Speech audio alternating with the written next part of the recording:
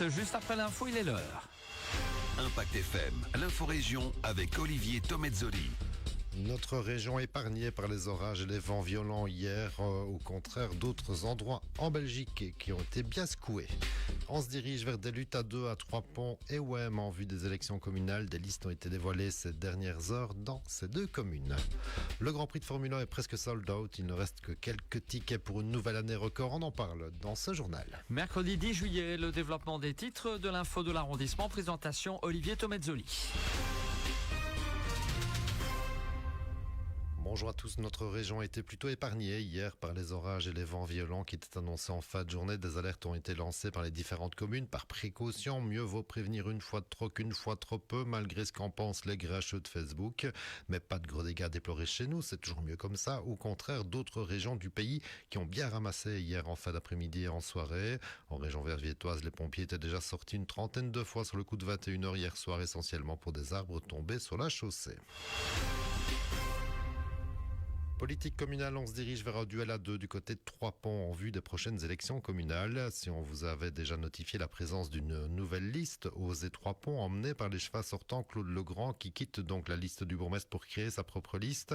Du côté du bourgmestre lui-même, Francis Bérin, ensemble prêt au combat électoral avec la liste Ensemble complète.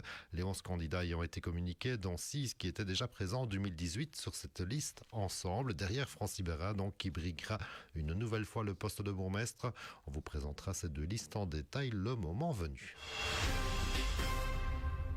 Et du côté de WEM, ça bouge aussi avec une nouvelle liste dévoilée, Volonté Commune, c'est son nom, qui se présentera en octobre prochain, liste qui sera emmenée par Eugène Ouansart avec notamment Stani Noël et d'autres candidats connus de la commune, 2 conseillers communaux sortants, donc 2 conseillers de l'action sociale aussi, en plus de nouveaux venus en politique communale. On se dirige donc vers une lutte à 2 à WEM entre cette liste Volonté Commune enfin dévoilée et la liste WEM Avenir dont on a déjà parlé ici.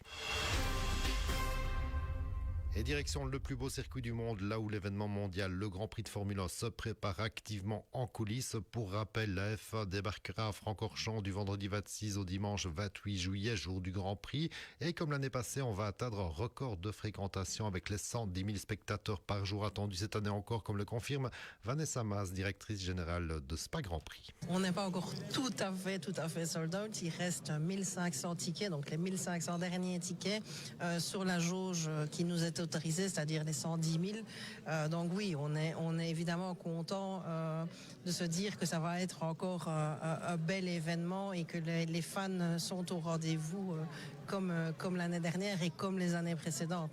Notre public a un petit peu changé. C'est vrai que jusqu'il y a 2 ans, on avait plus ou moins 50% de notre public qui était des Hollandais.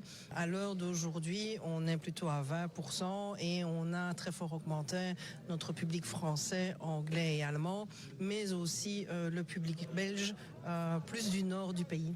Et on confirmera aussi la présence d'un certain Brad Pitt le vendredi 26 juillet pour le tournage de scène de son film F1.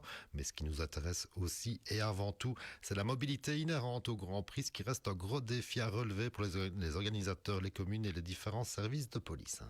On travaille avec les autorités depuis de nombreux mois pour vraiment essayer d'envisager tous les scénarios. L'année dernière, on vous avait parlé vraiment d'un plan A et d'un plan B et on s'est rendu compte le samedi d'ailleurs, l'année dernière, il n'avait pas fait extrêmement beau. On est plutôt sur quelque chose d'hybride. On se rend compte que soit ce serait le plan A ou quelque chose d'hybride. L'hybride, c'est quoi? C'est de décider quelques jours avant en se disant, tiens, on va épargner tel ou tel parking en utilisant tel national, mais de façon évidemment coordonnée, prévue et où les spectateurs n'auront aucune difficulté parce que si on décidait de fermer un parking, le propriétaire du terrain qui on a fermé va aller s'occuper du placement dans un autre endroit. Et on ajoutera encore, pour être complet, que les Stavlota et les Malmédias bénéficieront cette année encore d'entrées gratuites pour les essais du vendredi. Les infos pratiques arrivent très bientôt.